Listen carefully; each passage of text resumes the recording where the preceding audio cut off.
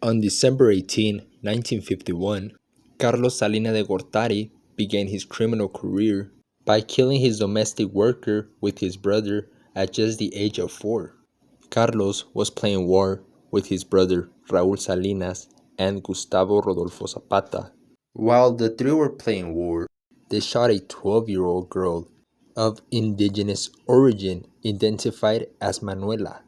The bullet hit the left cheekbone and stayed in her head. The children had no idea of what Carlos had just done.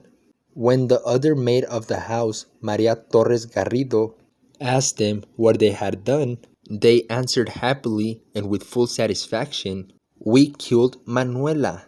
The 22 caliber rifle was found by the authorities inside of the house, and due to the trajectory that the bullet was found, it was presumed that the shots were fired from the hall of the house. In a statement, Margarita, mother of Carlos and Raúl, said that at about 11 a.m. she had to go out to the street to do some shopping, leaving the children at home under the care of her maid Manuela. When she returned home an hour and a half later, she learned from her neighbors that something serious had happened.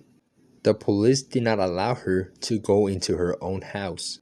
Later, she said that the rifle which her maid was murdered with was held by her husband, Raúl Salinas Lozano, in a closet where their children could have recklessly taken it from.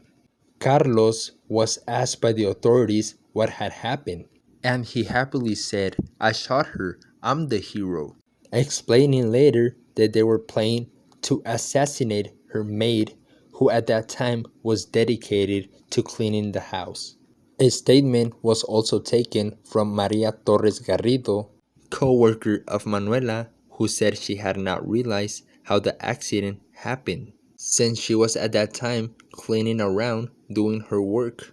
She said that she had always had a habit of watching over Manuela, who was just a month and a half into her job, and that when she realized what had happened, she went to look out for Manuela and found her lifeless, being told by the children that they had killed her.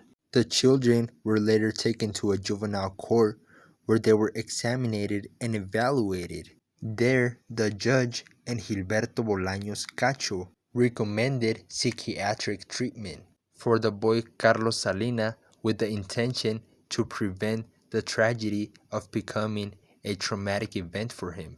It is rumored that the father of Salinas, at that time a high-ranking official from the Secretary of the Economy, and later to be Secretary of Trade in government under the government of Lopez Mateos, influence to get the kids out of the crime and to put in the past the treatment that was recommended for Carlos.